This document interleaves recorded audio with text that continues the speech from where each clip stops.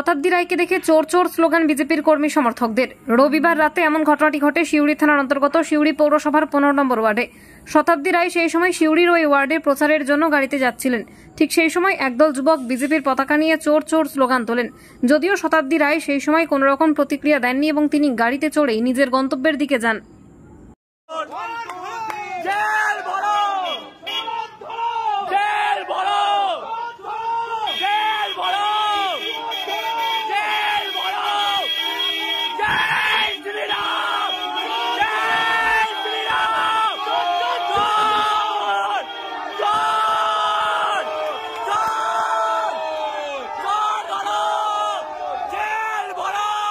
আমার তো ইয়ে ছিল না, আমার তো ওখানে আমি গেছিলাম আমার কর্মীদের সাথে, তো মিটিং কিছু ছিল না, তো কিছু ছিল না, আমি এমনি মিটিং মানে ওই আমার